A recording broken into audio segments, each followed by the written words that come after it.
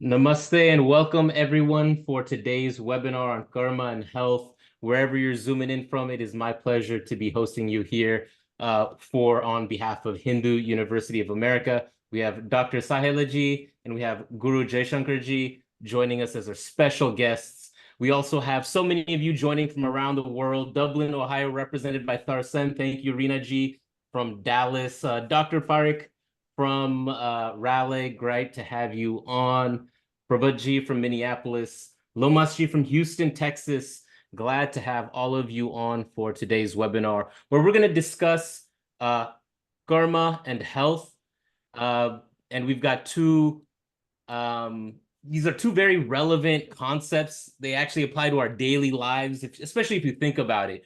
And so what we're going to do is to provide perspective on these intriguing topics. We have two respected experts from different perspectives. We have Guruji, who is a Vedanta guru, founder of the Arsha Vidya Varshini Gurukulam ashram in Tamil Nadu. He was actually trained in Vedanta philosophy by Pujya Dayananda Swamiji, and he has a whole background and experience he's going to be able to share with us today. And the other is, of course, Dr. Sailaji, a faculty member at HUA in yoga studies. She's the founder of Wellness with Saila.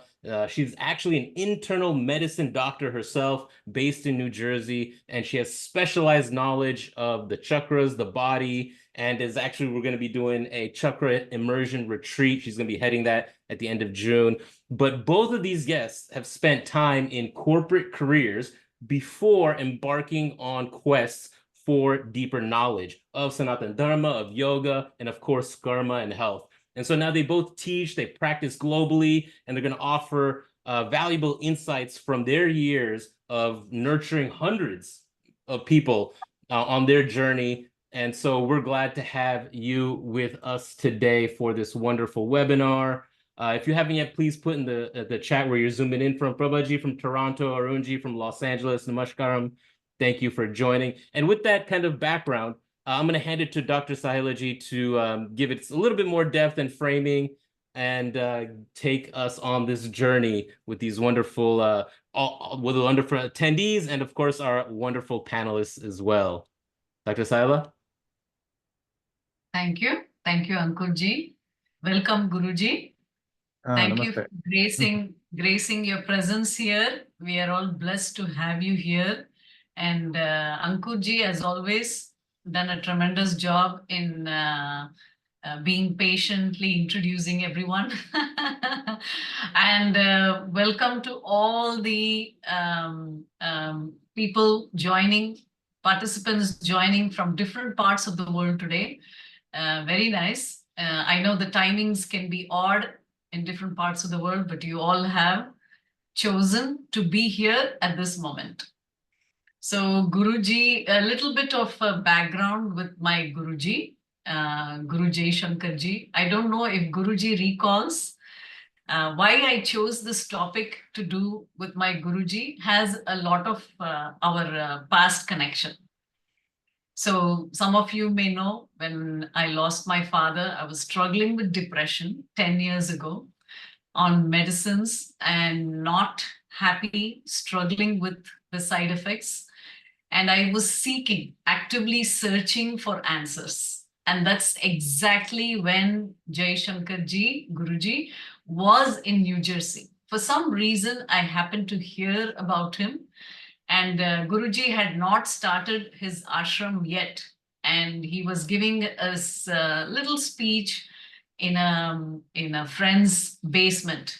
And there was no big flyer, not a big news about Guruji, but for some reason I was drawn to this person, mainly also because I was on the quest for learning the deeper self of me, to connect with my inner self, and I wanted to quit the traditional corporate job and I wanted to start my wellness journey. So when I heard that Guruji had similar experience when he came to the US after pursuing his career. And due to his personal reasons, which he will probably share with us today, he embarked on his spiritual journey, quitting his corporate career here in the US and went back to India to start his spiritual journey. And then he comes here very often to interact with people like us, to bless us with his knowledge. So since then, from my journey with Guruji 10 years ago, I have followed him continuously wherever he goes.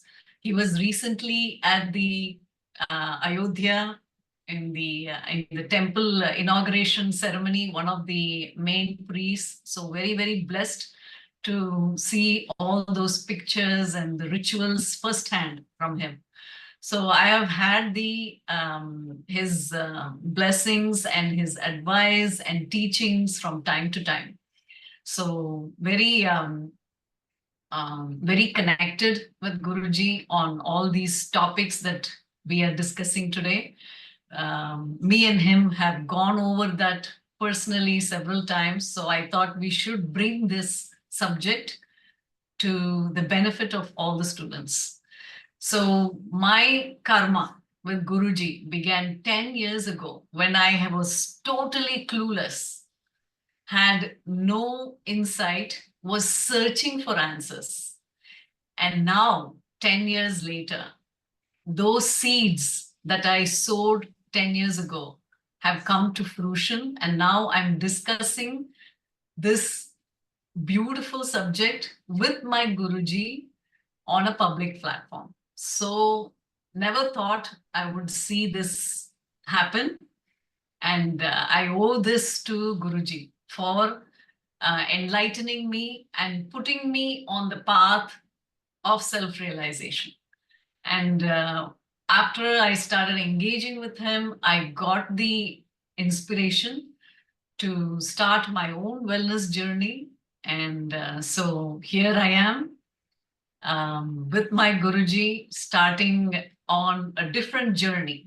So always the biggest lesson is don't stop learning, continue seeking and learning regardless of the age, whichever stage of life you're in, whether brahmacharya, grihastha, vanaprastha, whatever stage you are in, please don't stop learning, continue seeking every time.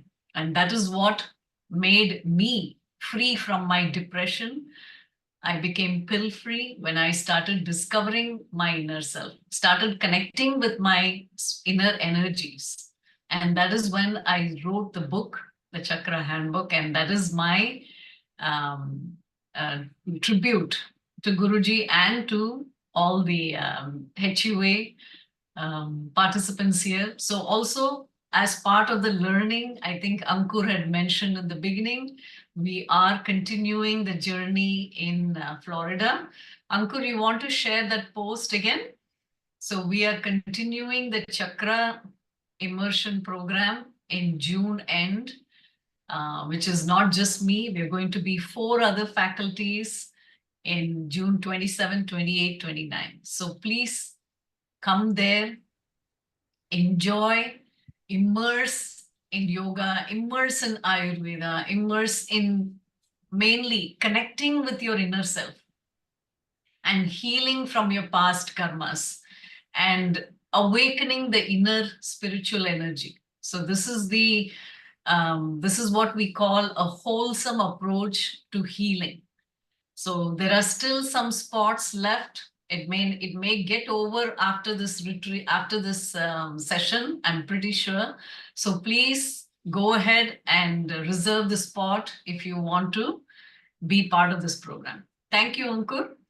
Now over to Guruji, and let's start with your journey and how your journey started from a corporate career to spiritual journey, and now you're heading a Gurukulam in Tiruvallikeni, and Guruji has his own beautiful ashram where now he started hosting students to come and stay there. So I will let Guruji explain. Go over to you, Guruji. Shri Gurubhyo Namaha.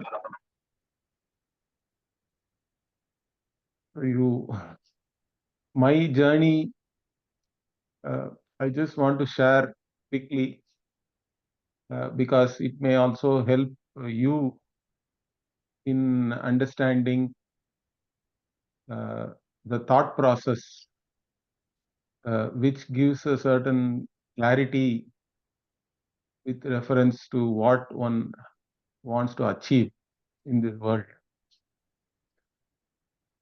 In fact, everybody is actually clear in that you want to be happy. Correct?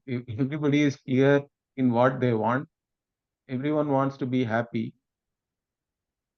In fact, the kind of happiness that I seek is unqualified. Correct? Unqualified. Why do I say? Because if I ask you, when do you want to be happy?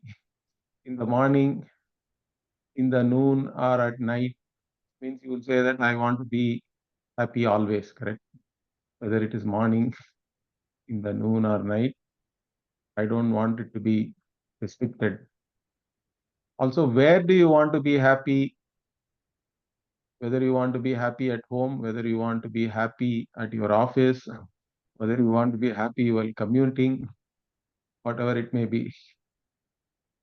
So wherever it is you want to be happy, whenever it is you want to be happy, that means you want something which is unqualified or unlimited. Right? It should not be limited by space or time. That's what everybody is really seeking, whether you are able to articulate it, say that. But if I ask you, you will say that. But the problem is we don't know how to get it. Is there anything like that, in fact? So that is the kind of question which was really going through my mind, I would say. Not really troubling, but it was uh, a very persistent thought process.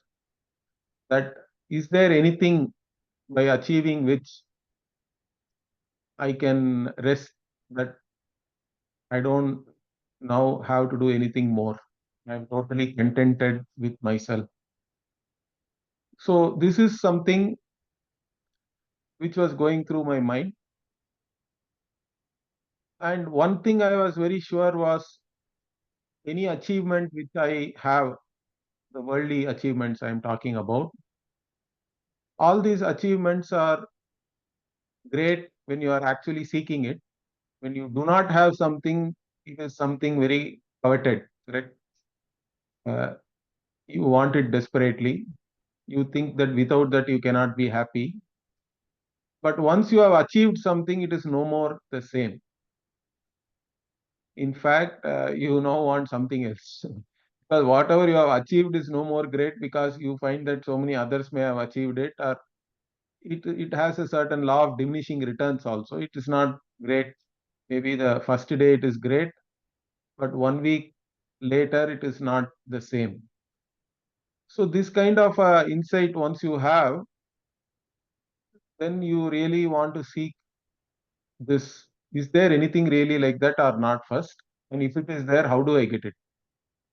Now, in our tradition, we have always seen that there is something like this, and our ancestors, if you read even our Puranas or even recent stories of saints like Ramana Maharishi, so many others are there, correct? So they all have shown it in their own life that they have achieved this contentment, this satisfaction, this state of reveling in oneself. Let me put it that way. And they were also considered as great by the so-called successful people. Normally, people think that they are successful if you have achieved something. Let us say if you have achieved a lot of money, or you have achieved a lot of fame, if you have a lot of power. Like this, these are all the general things which people are going after. But all the people who have all these things also, you cannot say they are really happy. Even after achieving all these things, they find out that it is not as great as it was thought to be. So therefore, they go to people like our saints, like I said, to further attain whatever they are still lacking. Correct. So that is the one which actually prompted me, because I was quite accomplished in India. Then I came to US also, thinking that US is somehow different, correct? Or it has better facilities, comforts, all these things. But once I came to US, I also found that people here are like, I say this a lot. What is that? Is that in US people are comfortably unhappy. In India, people were uncomfortably unhappy, or even now they are uncomfortably unhappy, you can say. So that is the only difference. So you can be comfortably unhappy here. In fact, it is worse, I think, because once you have all the comforts, you don't know what else to do. At least the person who is uncomfortable is working to become comfortable and has no time for a certain thought process or being depressed, I think. So that itself is a problem here, which I have seen. So that actually gave me a certain uh, insight that I have to actually seek something more than the normal pursuits can offer me. So that's how I met my guru, and then I wanted to go and study with my Guruji, Swami Dayananda. So I met him in US actually. I didn't know him in India, and then I went to Gurukulam near Coimbatore in Tamil Nadu and did Gurukula Vasam there. Stayed with my guru and studied the Shastra. And later on, even now, due to the to fulfill the wishes of my guru only, now I am actually running a Gurukulam. That also was a wish, because in general, in our tradition, once you know something, you are also expected to teach it to the next generation. In fact, they even say that if you know something and you don't teach, you will become a Brahma Rakshasa. Like that, it is said in the tradition. So you should not keep your knowledge with yourself. It should be freely shared. In fact, that is our tradition. So So, we are Guruji, can I continuing that. interrupt you with a question? Can I Yeah. interrupt you? Yeah. So Yeah. when you decided to join your Guruji from established career standpoint, did you face criticism from your parents, siblings, friends saying, "Why are you doing this?" Maybe they may have thought that I'm crazy, but nobody told me anything. One reason maybe is that anyway they know that I really didn't care about what they really thought. So I was such a personality, you can say. I was always quite independent and did not go by the uh, normal thinking, you can say. Okay, or I didn't really uh, think twice about going against the current or being different from the general crowd. So I didn't seek any validation also in all that. See, generally the problem is people seek validation from their peer group at least, correct? That Yes. itself is a big pressure, in fact. And sometimes it makes you do things which you really don't want to do, or it's not really you. It's not your nature, but you are still doing certain things because you are seeking certain validation. That somehow, again, that I have to say it is karma, correct? So I didn't have that pressure. I never sought any validation from anybody else. So if you can be true to yourself and do whatever you want to do, as long as you are not hurting anybody else, or of course you have to be within the within dharmic realm, I would say. Within dharma, you should be able to do whatever you want. That's what I think. Yeah. Yes, yes. Well said, Guruji. So that is exactly what I was also facing, a lot of ridicule from my friends when I said I wanted to teach yoga and chakras to help become pill-free, stress-free, and disease-free. My colleagues used to laugh at me and they will be like, who's going to come to you? And is this why you went to medical school? But those things didn't bother me, because what the vision I had was very different. And the people are talking from a very limited understanding of what is, self-realization, or what is yoga, or what is Vedanta. Very, very limited understanding. And even I was like them, right? 10 years ago, when I started this journey, even I was very ignorant. So that is one thing that I learned from you, to not be bothered by the noise in the background and just go with your vision and with your purpose.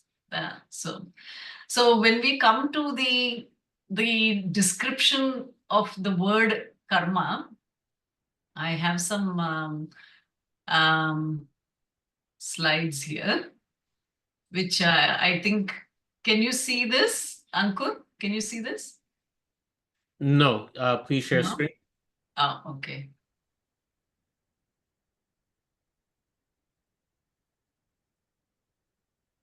Now, what about now? No, you're not sharing No. screen. Hold on one second. Like green button sharing screen. Manishji Yeah. from Ann Arbor, thank you for joining. Shantaji from Montreal, glad to have you How on. about now? Can you And see? now we have the You PowerPoint can up. see now. Yes, there we Yeah. go. Okay. So this is the usual descriptions. Guruji, you can explain your terms in your terms. From what I understand, karma is the prescribed duty based on one's occupation, circumstances, and position in life. And the three types of karma is akarma, where the duty has no reaction to it. Nishkama karma is, of course, what selfless action. And this is what we aim for, but although it is very tough to achieve. And then vikarma is prohibited or sinful acts. So I will ask Guruji to explain whether he defines karma like this, or you have a different set of explanation. Yeah, so these terms are used traditionally, no doubt, but I don't know whether it is understood properly. Even though you have given in English, still it has to be explained, I think. In general, karma, the word itself has now become like an English word now, correct? In fact, Yes, it's yes. used a lot. People say karma is a bitch and all that. I don't know whether it is Even correct. the word avatar, it has Yeah, become yeah. So like that, so avatar is a DP, no, I think that's all. So anyway, so there are popular connotations to all these words, which in fact makes it more difficult, I think, to convey a certain idea originally, which traditionally which was conveyed. So karma in general, in Sanskritam, karma has so many meanings, right? Simply it means action you can take. But the meaning in which we use karma is more in the results of action, in that meaning. Understand that. Because a word can mean a particular action, or it can also mean the result of that action. This we see in all languages. So for in karma itself, if you see, it is your karma. When I say, what do I mean by that? So you are undergoing a particular experience, let us say. It can be a pleasant experience, it can be unpleasant experience. And then if somebody tells it is your karma, then how do we understand that? To understand that, in fact, we should have, in fact, a lot of things are implied by saying it is your karma. What are the implications of that particular sentence? One has to understand clearly. For that, in fact, a certain understanding of our culture also is very important, and our tradition. Because in our tradition, we say that every action has two results. This is the most important thing one has to understand. Of course, everybody knows that we do an action for the result, intended result only, correct? So even in our Shastra, we say, Prayojanam anuddishya mandopi na pravartate, like that it is said. So without expecting a particular result, even a fool or an idiot does not engage in activity. So all activity, the action itself is defined by the result it is supposed to produce. So that result we can say expected result. Okay. The expected result defines your effort, your action. That being the case, why do I say there are two results? Because there is anyway an expected result. But the expected result is normally what we call drishta phalam, means that which you can immediately experience. So if I want to go to New York from here, then I can undertake different types of karma for that, correct? The expected result is I have to reach New York. For that, I can take a Amtrak train from Chicago, or I can take a flight, or if I am crazy enough, I can start walking down the freeway, whatever. But if it is allowed also, I don't know. But so like this, there are many ways you can do something, but all of them can be for that intended result. And of course, depending on your effort, whether you will get it or not is another thing. So there is always the expected result. But our experience in life is that the result is not always as per my expectation. Correct. So in spite of my effort, sometimes I get whatever I intended. Whatever I intended, I got it. Okay, this is what I wanted and I got it. I'm okay. As per my expectation, I have got it. Or sometimes I get more than what I want. So I wanted to take a flight and I got an upgrade to business class or something. I didn't expect that. So you now had a better experience while traveling, and you reached there and somebody came and picked you up in the airport, let us say. Otherwise, you will be searching for some taxi or Uber or whatever.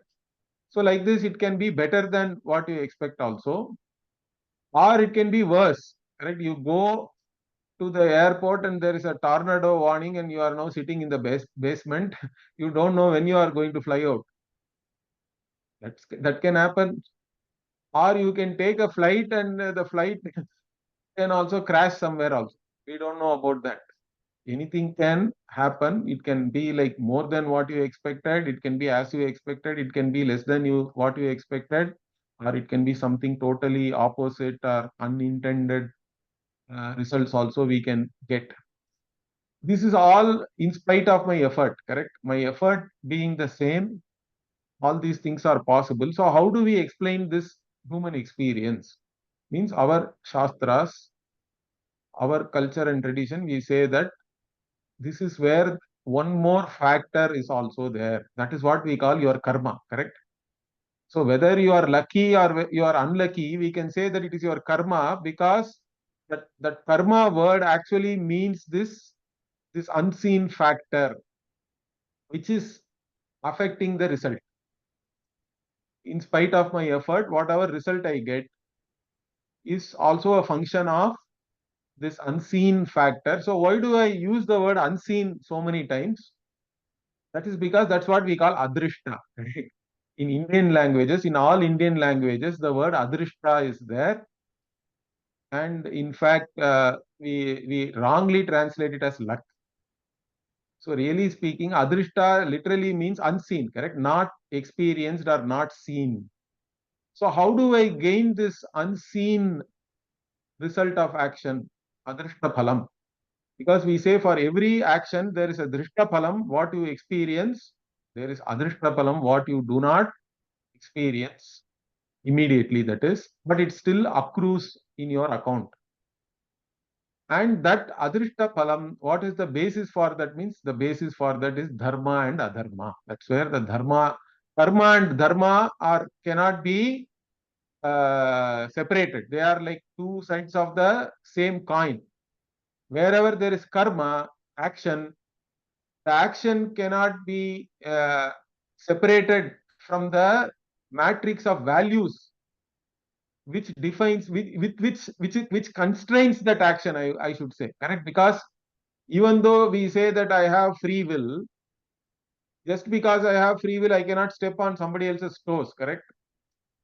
We all have commonly accepted matrix of values, which we commonly sense it, correct? That's what we call common sense, really. Or that's what we call conscience many times, because in your conscience, you know what is right and what is wrong. So you always know that. In spite of that knowledge only, you go still do something wrong. And why do I do something wrong? Due to my own likes and dislikes. So all human beings, we are all under the spell of one's own likes and dislikes.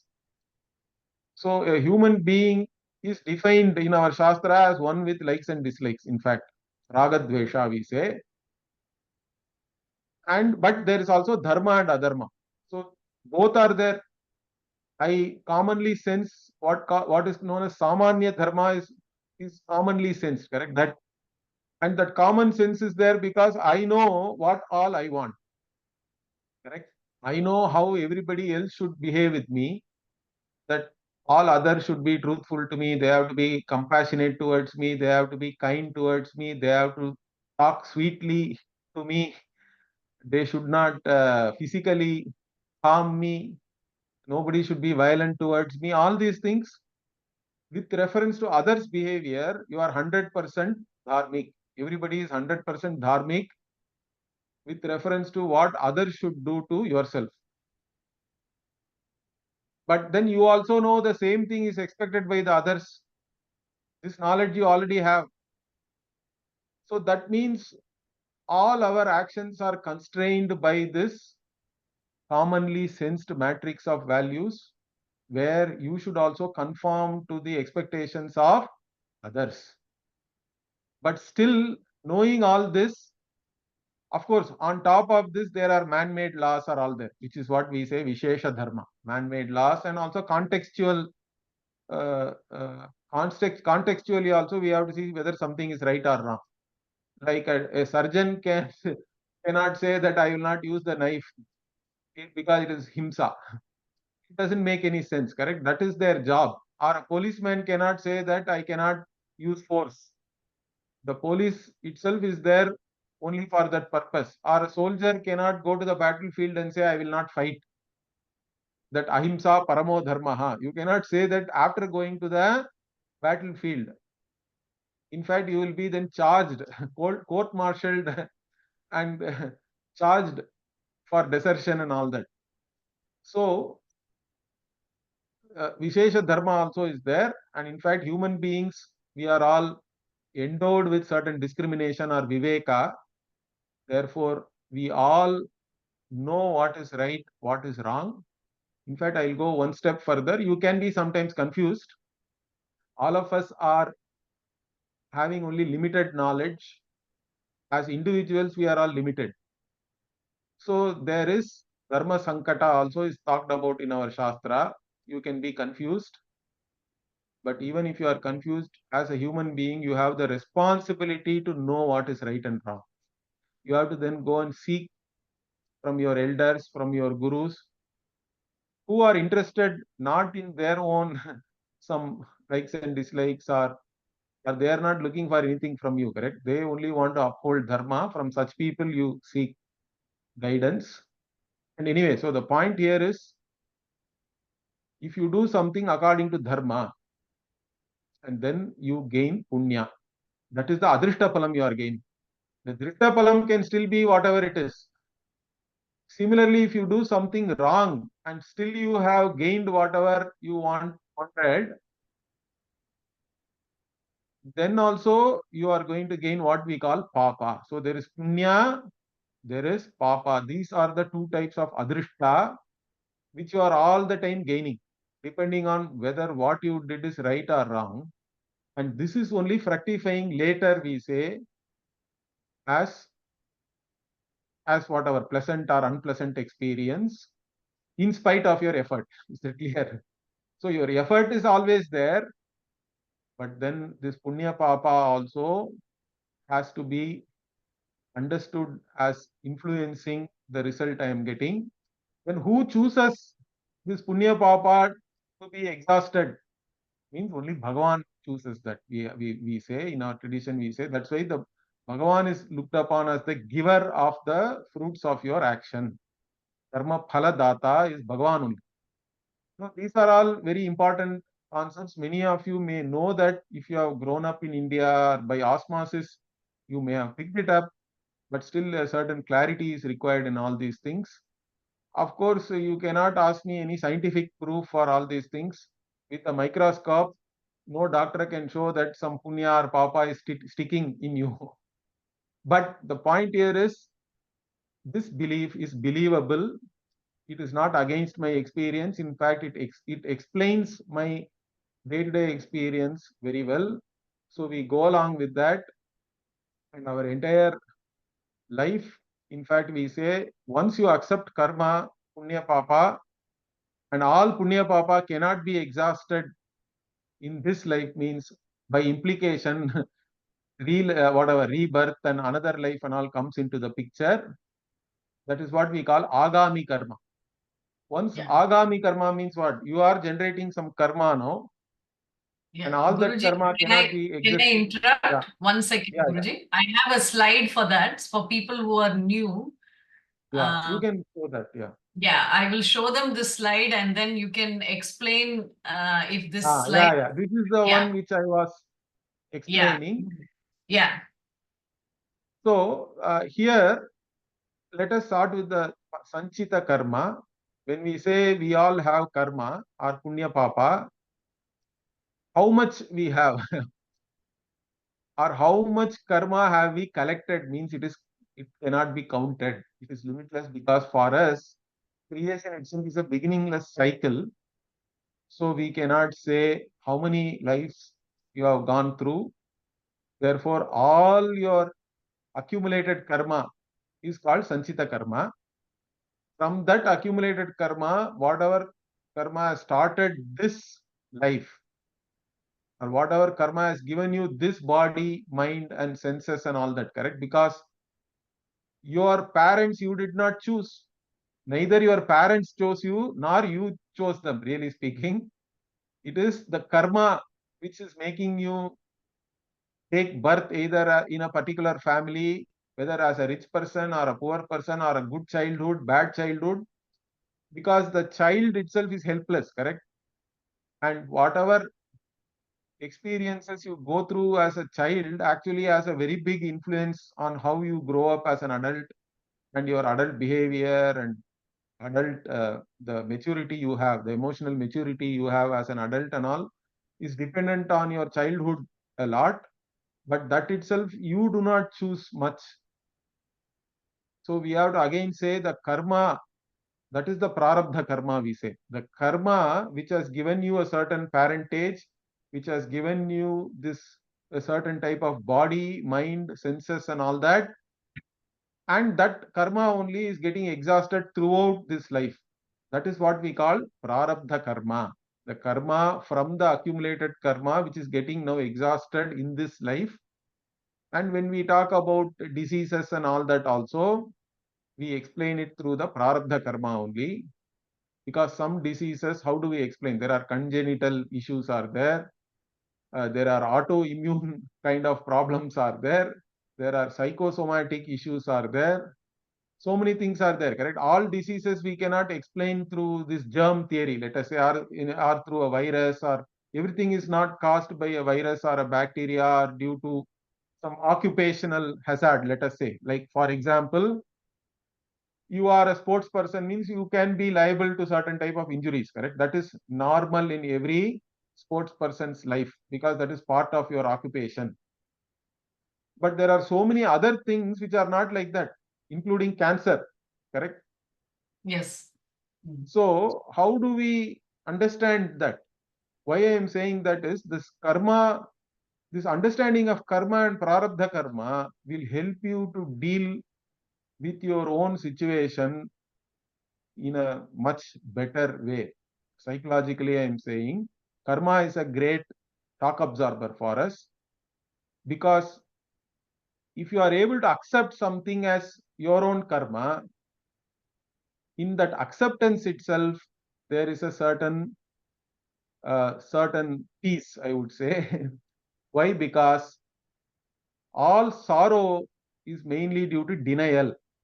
Denial is the biggest problem in all suffering, because you don't really think about what is actually happening, but you start questioning, why did this happen to me? Why is this happening to me? Why is this not happening to my neighbor or the person I don't like? They seem to be living better. Why only me? All this kind of thought, if you get into, that is the denial. If you are going into denial, means you will end up in sorrow only. And also sorrow means you are immobilized, I would say. Immobilized means you are not ready to do anything. In fact, you are just wallowing in your sorrow, and that can be even called as depression, I think, correct? That kind of a situation where you are stuck, let us say, emotionally. Now that will not be there if in the first place you say that, okay, this is what is happening, and this is because I may have done something wrong, correct? Because any unpleasant experience is papa, which is exhausting itself, and that papa itself is there because I have done something wrong. That is our understanding. If you do something wrong, you have gained papa, and that papa is going to fructify later as unpleasant experience. So whatever I am undergoing now, including some diseases, or I don't have to blame anybody for that. So if you stop blaming others and take responsibility that it is my own karma, okay, now let me see what I can do about this, means that is a different journey. Is that clear? That will help you to face anything in life. First accept the reality, then face it, and you can do something about it always. But if you go into a denial, then it's not going to work. So this prarabdha and sanchita visa, agami kriyamana karma means, okay, agami karma means that which is, I won't say it is incomplete desire here. It is more like agami means that which is going to come in future. Okay. Kriyamana is more like what is to be done. Okay. Kriyamana means what is to be done. And agami means whatever is going to come later. Like I said, all karma, once you have gained an adrishta karma, it has to fructify, correct? It can fructify in this life itself, or if it is going to be carried forward, like in all accounts books, nobody can tally all accounts, correct? Always you have some balance to be carried forward to the next year. Like that, karma also will now it will carry forward, and it will come in other lives, whatever you are supposed to take later. So like that, we have this sanchita karma, prarabdha karma, and agami karma. Agami karma can fructify in this life, or otherwise it carries forward to the next life. Like this, we have a certain understanding of karma. So, Guruji, can I interrupt? Yeah. So you talked about adrishta and drishta pala, right? Now that can be in any of the 4 stages of karma. Is that right? Or Correct. All this karma are only adrishta. When we say sanchita, prarabdha, agami, all of them are adrishta only. Drishta is, in fact, you can say kriyamana karma. Means whatever you really want to do and whatever you are expecting, the result for the karma you are doing is the drishta phala. The expected result is the drishta phala. But the actual result is there. Now the difference between the expected result and actual result, how do we explain? Karma, correct? Whether it is punya or papa, depending on that, you are either getting more, less, all that I explained. So that is how we understand this. So for an example of drishta and adrishta pala, Guruji, if I am studying for the exam, I pass the exam. That is drishta pala, right? Yes.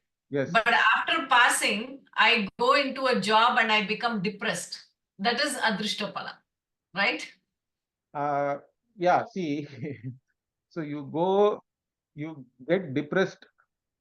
Of course, there was a certain situation which made you depressed and all that, correct? Why did that situation happen to me? If you think about, sometimes you may not have played any role in that. We are all very limited, I already told you. Right. Being limited, we are not controlling all the variables, or all the things in this world are not controlled by me. Correct. That means I am going to be faced with situations which are not of my own making, but still I am the one who is facing it. Means that if you are not emotionally ready to face that, then you are going to end up in some problems and all that. But further, if we analyze that, why should you face that situation itself, means we can give only one explanation for that, correct? It is your karma again. Means you cannot really blame anybody else. It has to come back to your own karma, and you take responsibility of that in that manner. In fact, if you take responsibility for a particular situation that it is my own karma, you won't be depressed really. Because that understanding is Correct. not there, then you can become depressed, I think. So as a physician and even as a wellness coach now, I get this question often saying, when the patient comes to me saying, I ate the right kind of food, doctor, I was exercising every day and I never hurt anybody and I'm still having this illness. So this is how do you It's very describe much this? spot on, correct? Yeah, Yes. yeah. How do you describe this? Is this all Yes, adrishtapala? yes, that is all adrishtam only we say, because if you are not able to correlate to anything you have done in this life, see, generally we say that you smoke, you get cancer, Correct. or you eat something carcinogenic or whatever. There are any processed food you eat nowadays is a problem, they say. It can lead to certain things. But let us say, but you still have certain few examples where they ate only organic food always. They were very careful in their life, all that. Okay, they have not done anything, but still they can end up with cancer. Then how do we explain that? Mm. So that is where karma is in fact, that is why many astrologers can actually predict your diseases or whatever, an onset of a disease and all very accurately. If there is a good astrologer, in fact, astrology is very tightly related to this karma again. You have to understand. So what we have to understand is astrologers are not predicting your future.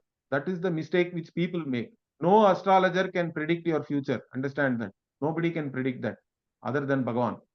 Bhagavan alone is Sarvajñaha, all knowing. Astrologer is not all knowing. But what is the thing which they have? What is the tool they are using? They have a model based on the time you were born. They have a model that at that time, all this, whatever, they have a zodiac, and in that zodiac, different heavenly bodies. I have to say, I cannot say planet, correct? People use the word planet for graha. Graha cannot be a planet because in the graha you have Chandra, Surya, Rahu, Ketu, and all that. They are not planets, really speaking. They are, we can say, heavenly bodies, or some of them are specifically shadows, we say, Chaya Graha, because Rahu, Ketu is only a shadow. Anyway, they have a certain model where there is a correlation. Okay, that if these that you are born, this is what was there at that time. Then, as you are progressing in your life, these heavenly bodies are also moving in the zodiac. That is called Gochara. So there is a horoscope based on the time and place where you were born, and then those bodies are all moving, and that is plotted in the zodiac, and based on that movement also they are able to predict certain things. What they are really predicting is your prarabdha. The astrologer has a model to predict your prarabdha. So according to your prarabdha karma, this can happen. Okay. So, Guruji, is it right if we explain prarabdha as jati, ayu, bhoga?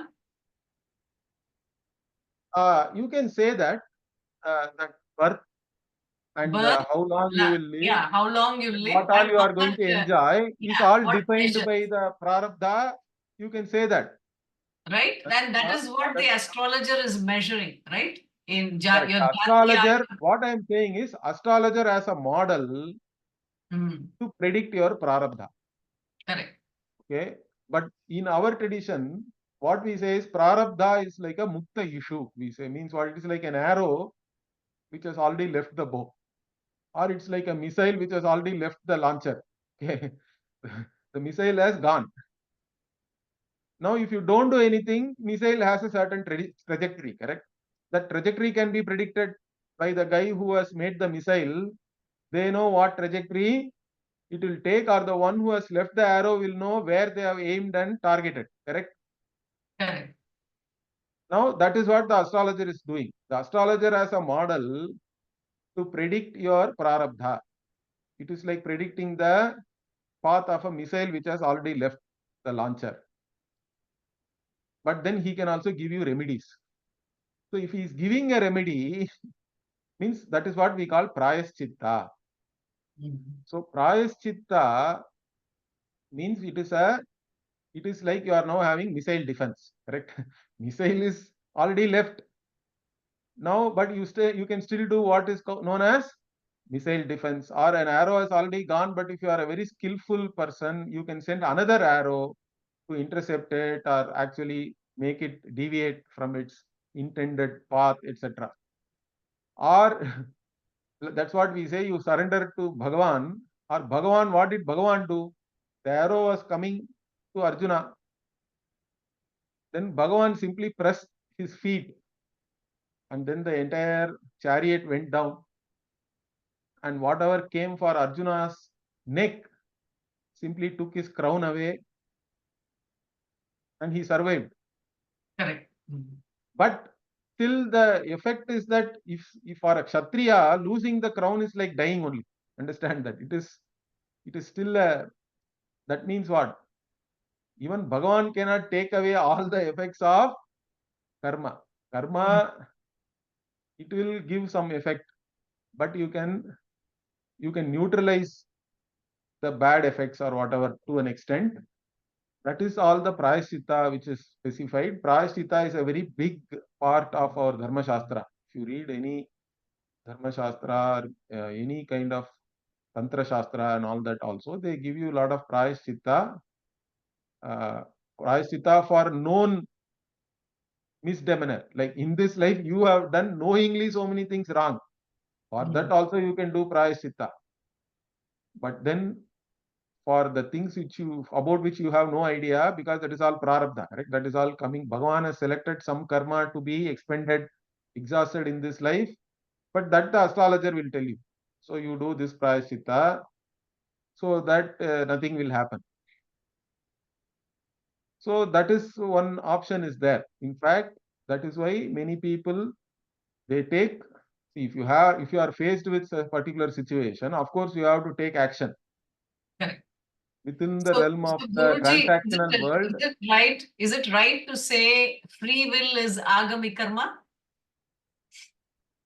Free will is not agami karma. Agami karma is what you have created through your free will. I see. With your free will, you do something, correct? You are acting. In fact, somebody seems very fatalistic. It's not really fatalistic, because what we say is, you can give this analogy. A better analogy is that there is a river, correct? Now the river has a certain current. That is like your karma. Now you are in this river, but you want to go somewhere. Now, if you want to go along with the current, that is like punya, because you don't even have to do much. The current itself will take you to, all you need is still you have to float. Okay, you should not drown. That much, if you are able to do, you can go wherever you want. But let us say you want to go against the current. That is where you are supposed to go. Means that is like papa, because in spite of all the effort, sometimes if you are, I don't know whether how many of you have done swimming against the current in a river or in flowing water. If you do, you will know that it's not very easy. That you put a lot of effort, mostly you will be in the same place. After putting in all that effort, And people even complain, correct? I did so much, but still like I'm in the same place. In fact, if you have not done so much, you would have been like 1 kilometer downstream, correct? You won't have been even in the same place. That's what we have to understand. So there is a role for purushartha, or the human effort or human pursuit, but there is also a role, both are there. That's what we say. We have to accept that because it goes along with our experience, correct? As I told you, in spite of experience only we get the result. Sorry, in spite of our effort only we are getting the results, and to account for that we are accepting this papa and punya, the adrishta. But this adrishta is not something Bhagavan is just like that giving without any basis. It is based on your own past actions only, like I said, because every action, depending on whether the means was right or wrong, also produces punya or papa, which is accrued in your own account. That is the most important thing we have to understand.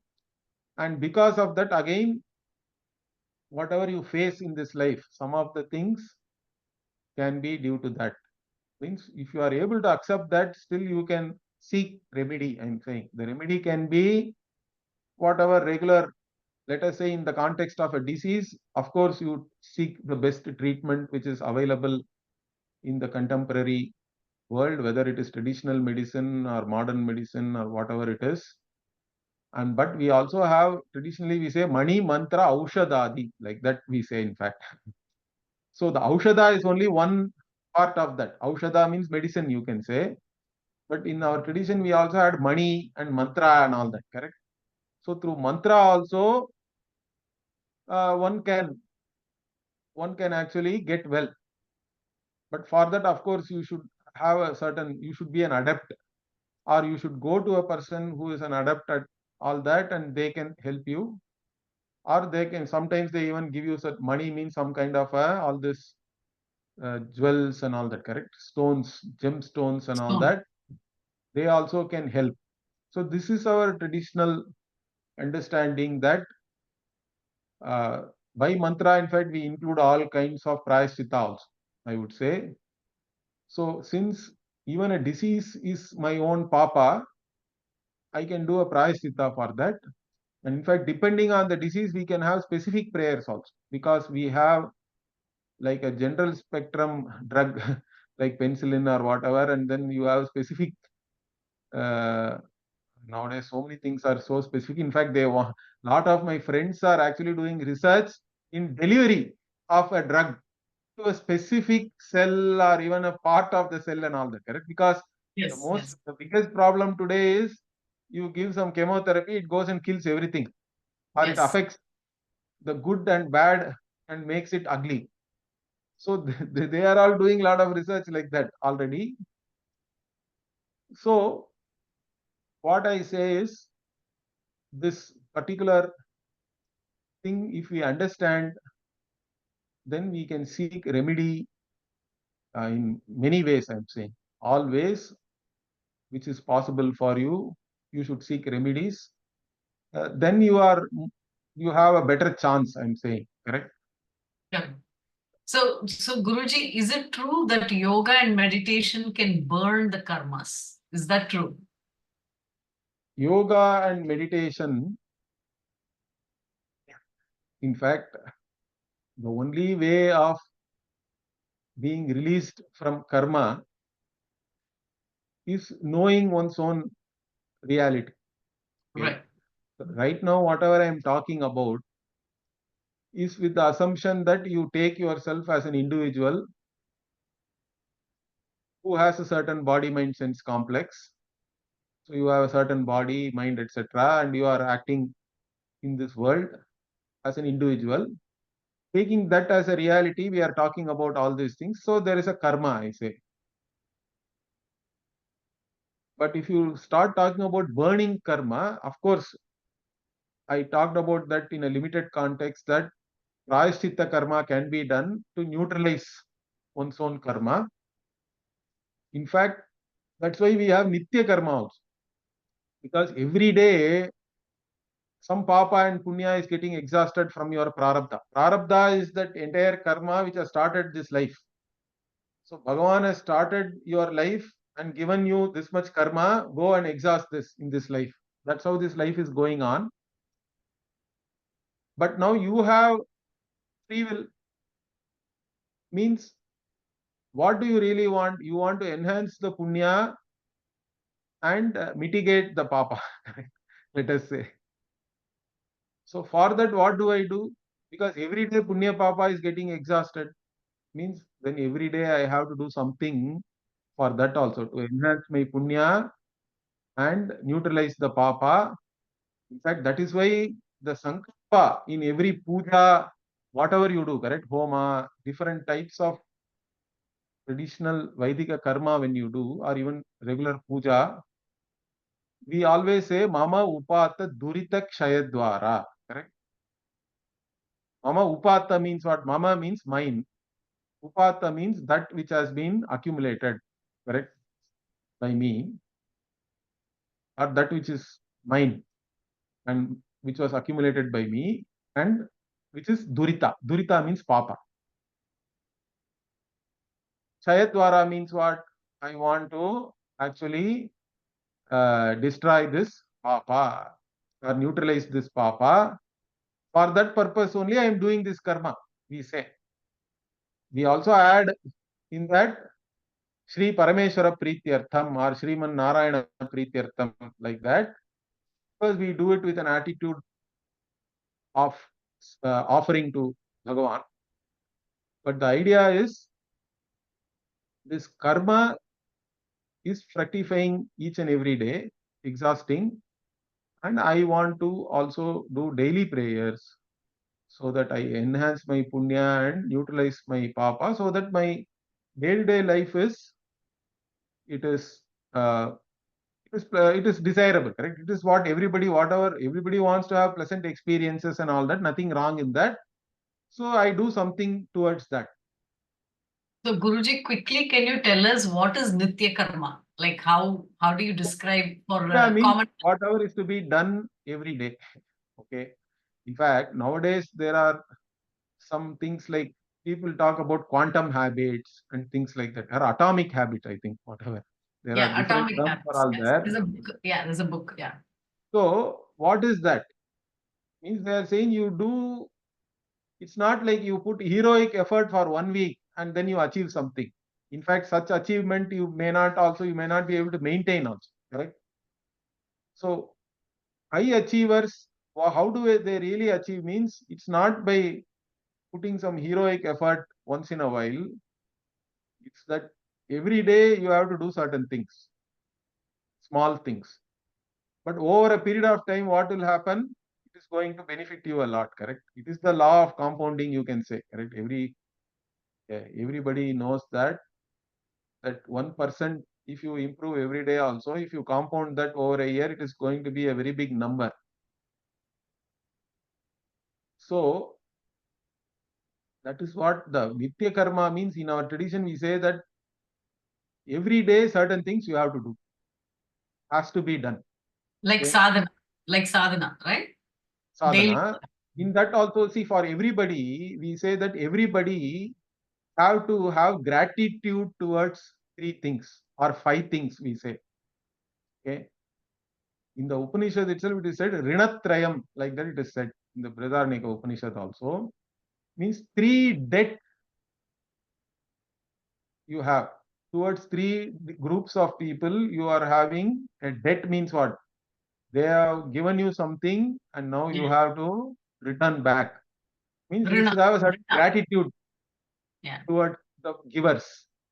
Correct. Because, see, all of us have to recognize that as soon as you are born, everything is given to us, correct? We did not create anything. The oxygen is there at the right percentage in the air.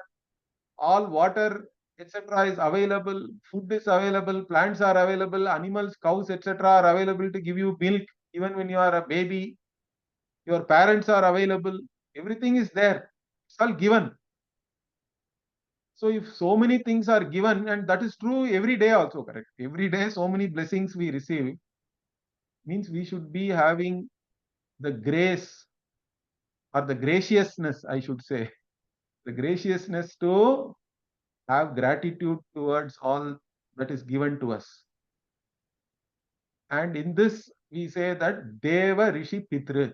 First, these three are very important things for us, the Devas. So even in the Bhagavad Gita, there is a cosmic ecology is given, I would say. What Bhagavan says? Bhagavan says, Sahayajna praja srishtva purovacha prajapatihi anena prasavishyadhvam yesha vostushta kamaduk. Like that, in the third chapter of the Bhagavad Gita, Bhagavan is saying that the Prajapati created the yajna and all the people and the devatas are all there, and the people have to do yajna and propitiate the devatas. Then devatas will give you for whatever you have done, they will give you back. So devan bhavayatanena te deva bhavayantu vahas parasparam bhavayantaha shreyah paramavapsyata. Like that also there is a verse. So you do seva to the devas, they in turn will take care of you like this. How do they take care means? The functions of the devatas in our understanding is what? We have a certain cosmic understanding that the devatas are responsible for all the things which are happening. If there is proper rain means that is also because of Varuna Devata, we say. Or if excessive rain also is there, there is a problem, correct? Or no rains are there, there is a problem. So everything has to be there in a certain balance, in a certain way it has to be there.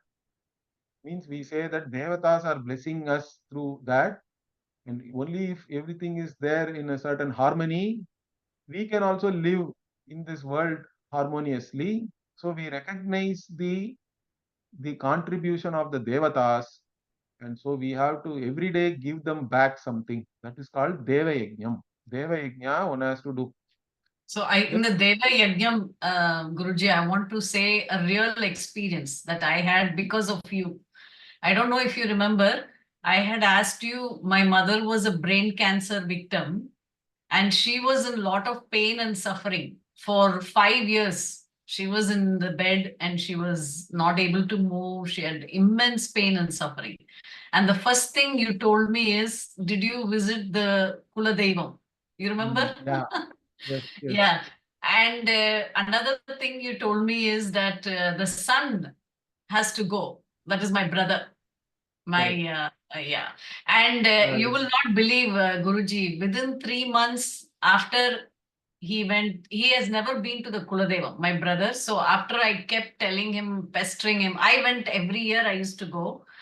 I kept pestering him, and finally he went. And within 3 months, my mother attained mukti. So she was liberated from her suffering. So even today, I keep telling my brother how that act was very important to liberate her from her suffering, because she was in a lot of pain. And every day she would be in, she could not talk. She was bedridden, and it's very painful to see somebody suffering with that much of pain. And I'm so glad that I asked you that.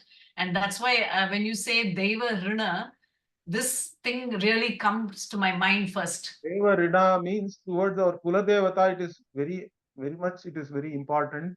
Yeah. Because we are all, we recognize the devatas who were worshipped by our ancestors. Okay? Yes. And that devata is the first level of devata to whom we always seek whatever we seek. And that is very important. You cannot bypass your Kula Devata and go somewhere else also. First, we have to do Priti of our Kula Devata. Yeah, I wanted very everybody much there in our tradition.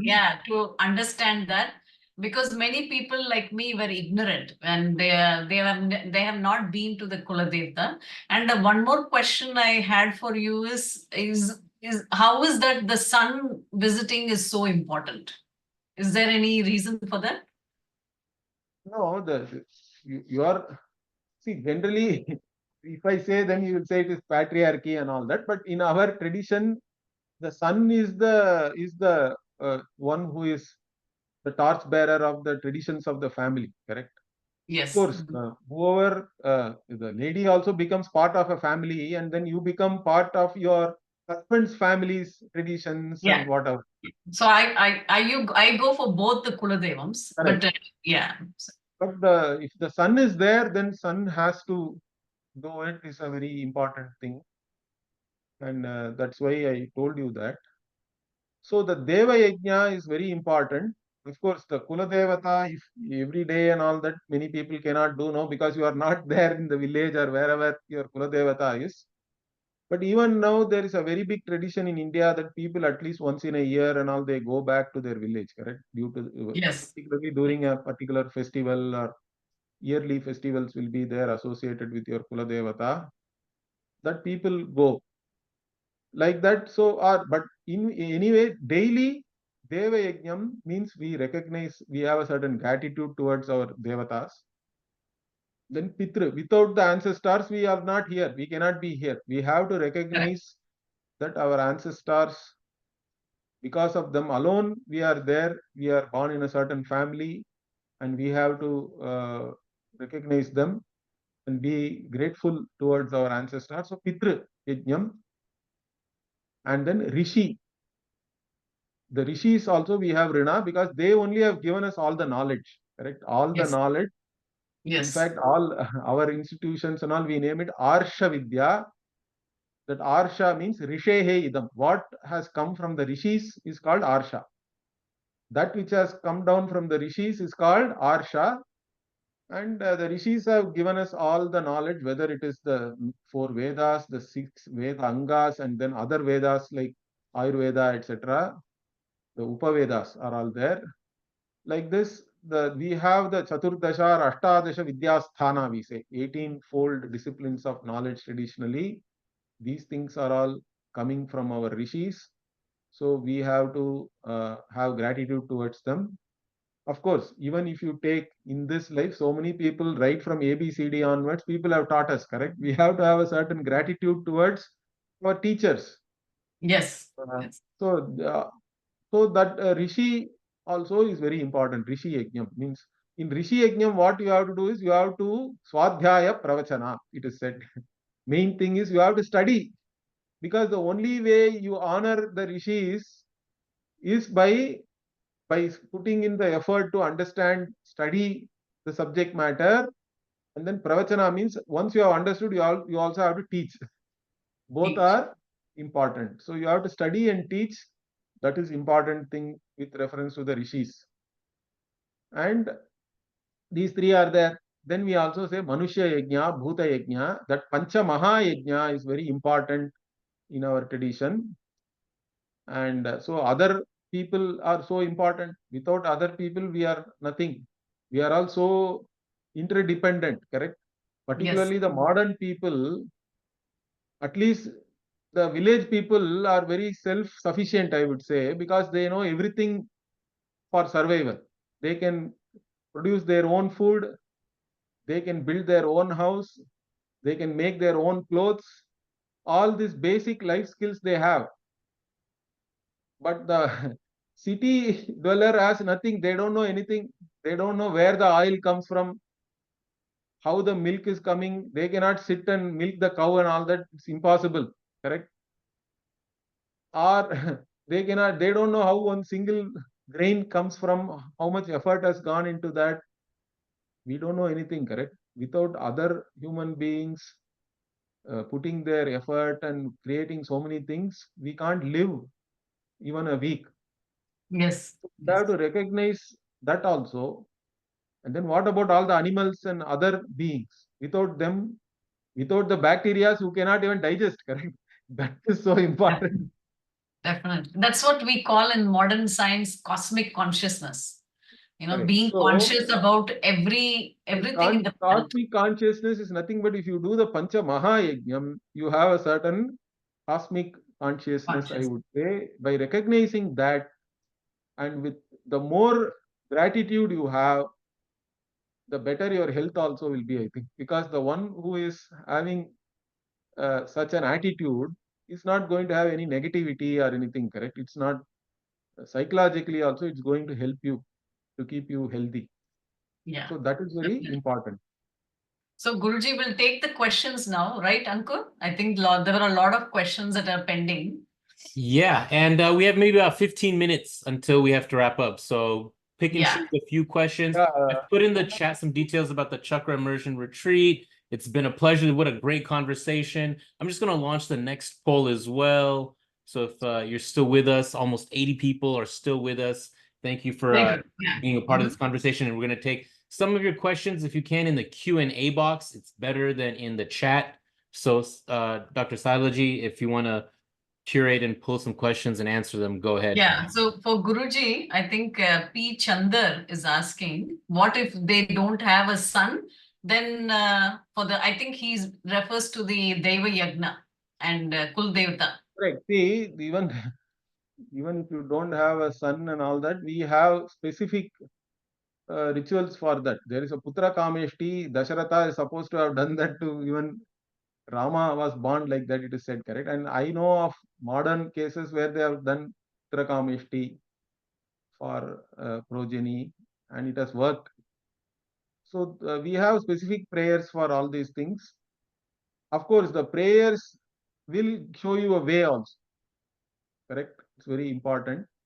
And we have specific kshetras also for all these specific type of desires and requests to be fulfilled. You can go to some special temples are there. Some deities are another question he's asking is time of death cannot be changed, or can it be changed by going to Kuldevta? Is the time of death can be changed? Is that something that I don't know, how do we even decide whether it got changed? Yes, see, even we do have see the astrologers can have a certain idea. They say mrityu chaya, like that is there. Means in this period there is more probability for somebody to die and they can do something about it. Okay, if then they will say, even if you escape that period, if you come out of whatever was the danger at that time, you can again live for so many years and all that. Like that, it is there. It is again that it's all about, once you accept karma, correct? Then it's about neutralizing a particular type of karma, and the effect of that may be that your life, this life is prolonged also. yes. So Yes, I totally believe in that, because for my astrologer also, he had said that I will go through a lot of health issues in the prime of my life. And if I overcome that, then I will succeed. If I don't, then I will be going down and down. So that is very true. That's very okay, true. what is Kula Devata? How to find it? Somebody is asking. Yeah. Of course, see what Kula Devata, who is your Kula Devata? You have to find from your own ancestors only. It is like, that's why we have in the dharma, we have something called Kula Dharma, correct? Every family has its own traditions, its own deities whom we worship, and even how we worship also, there are certain traditions are there. Now, those things have to come from your own elders in your family. But for whatever reason, let us say you don't have anybody to consult like that, some astrologers also can, looking at your horoscope, they can say that this should have been your Kula Devata and all that, or they can suggest. This also I have heard of. So what for Vinod ji, I will suggest is that even for me, I didn't know, but I had to ask my cousins. You know, my basically in Tamil we say Periyappa son.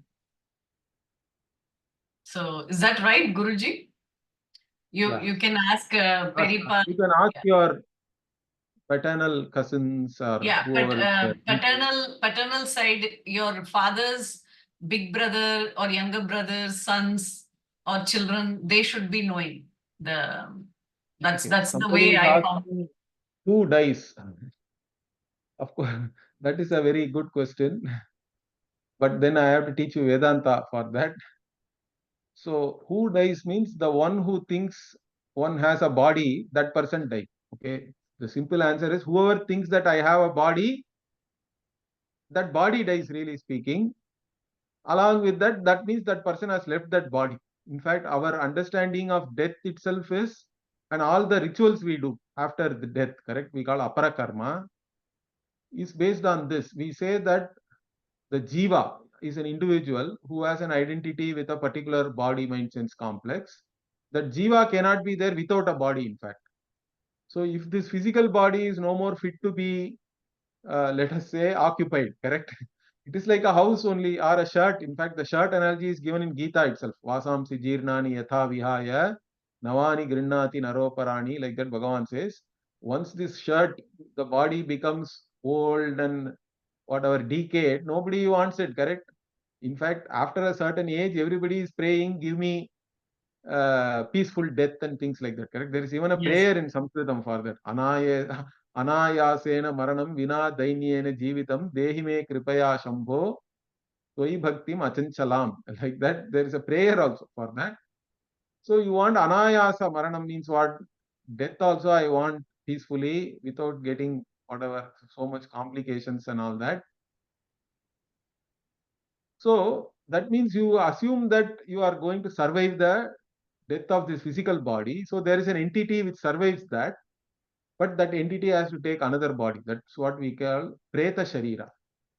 Because even if we accept that once you die, you go to some other loka and all that, these are all discussed in our Puranas. So if you have to go again, depending on your karma, whether you have done, whether you have punya or papa, whatever is predominant, based on that you have to go to naraka or swarga and all that. But wherever you go there also you need a body. That body is called preta sharira. And all the rituals we do after somebody dies, correct, for 10 days or 11 days we do actually. And then up to 13th day we again do a shubhakarya and all that, to formally say that we are out of mourning, although generally the mourning period is 1 year. This 11 days, actually we are supposed to do it for 1 year. Nowadays nobody has time for 1 year. So we have actually shortened it to 11 days or 12 days. And so on the 12th day, you say Tata, bye bye, you go wherever you are supposed to go. And during those 11 days, you feed that Preta Sharira only. That's why we cook and offer, and we actually we actually install a stone and do avahanam of that, the person, the who has So died, and then one offer more that. question, Guruji. A.K. Subramanian asking, what is the difference between Sanchita Karma and Vasanas? Okay, Vasana means impression, it is called. Hmm. So any experience you undergo is not just that experience, correct? It is also stored in your memory, and there is a certain impressions are there in your mind, which makes you either want to do it again, or you can have, see, due to vasana only, many times your likes and dislikes are all defined by that, based on the experience you have already had. Either you like something and go for it, or you don't like it and you try to avoid it and all that. So the vasanas are the impressions born out of your own experiences. And since we accept karma and rebirth and all that, vasanas also carry forward. That means your tendencies. Yes. Basically, your personality itself is your likes and dislikes. And your likes and dislikes are not the same for everybody, correct? Again, they are all due to your own vasanas. The previous impressions and experiences you have undergone, based on that, it is there. So Ashok is asking, can you provide guidelines on how to make our actions dharmic in this fast world? I think you answered that by Nitya Karma, right? And Panchamahayagna, right? Panchamahayajna, but dharmic means, that's what, you all know what is right and wrong. So nobody can give ignorance as a defense. Although you may sometimes give excuse that I did it without knowing that it is wrong and all that. You all know what is right, what is wrong. Otherwise, as I said, you have a responsibility to know what is right or wrong, even if you are confused. Once you know what is right or wrong, it is only a matter of your free will, correct? If you really have a free will, in fact, if you really have freedom, you should be free enough to do the right thing. Understand that. Freedom is not doing whatever you like. If you do whatever you like, you will end up in problems, really speaking. The freedom is you are free enough to do the right thing. in a given situation. That is real free will, that is real freedom, that is what you have to develop. And it's not easy, let me tell you, because the whole human conflict itself is between likes and dislikes on one side and what is right and wrong on another side. Both are there, both are real. I cognize both of them, but if my likes and dislikes overpower me, then I can choose any kind of means, correct? I can basically compromise on the means. I can try to get something through the wrong means also. So that's why we say in our tradition, desire itself is not a problem, but you should have the viveka, the discrimination to choose the right means to fulfill your desires.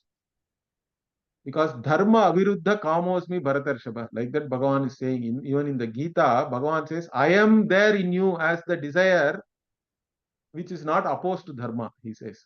Wherever your desire goes opposed to dharma, there only you are there as a ego. Understand that. There is no Bhagavan there. Well said, Guruji. So Bob is asking, should we express gratitude for negative things in our lives because they are teaching us some lessons and helping us advance our consciousness? But if, yeah, to whom will you offer that?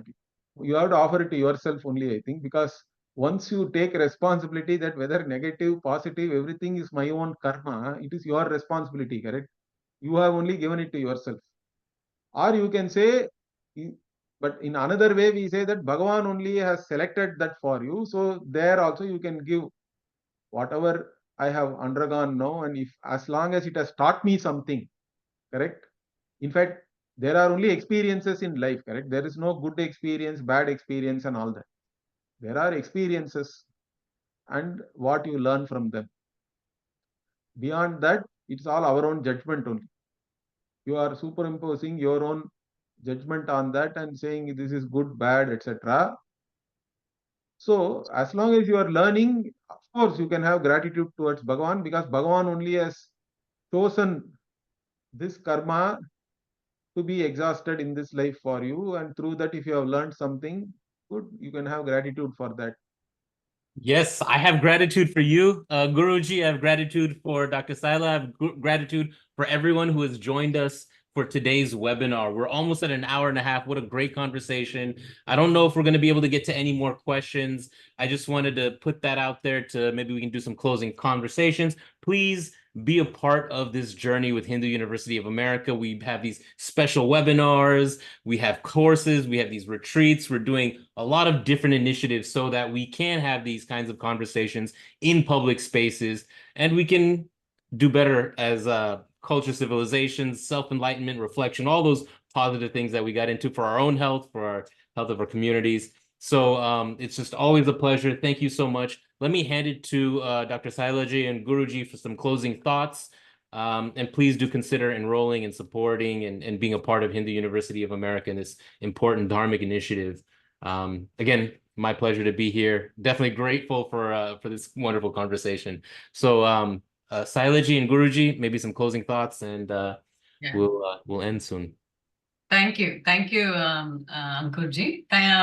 So everyone who are here and who wants to continue your spiritual journey with us, there are so many programs offered at HUA.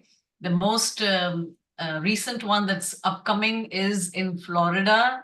It's an in-person retreat. So whichever part of American soil you are, please take your time, valuable time, and start the journey of self-realization. Start the journey of healing with us. You will be amazed by the progress. You will be amazed by the outcomes of it. So there are only few more spots. We don't like to have very big groups. We like to have small one-on-one discussions, one-on-one assessments. So there are very few spots left. So go ahead fast and book them. So we don't want to say no to you in the end. And Guruji, thank you so much for spending your valuable time with us and answering all the questions very patiently. Guruji, what is the best way if people want to reach you? Is it through your Gurukulam? What do you suggest? We have a website, arshavidyavarshini.org. People can go there. We even have a YouTube channel. I do conduct online classes, which you know. Yes.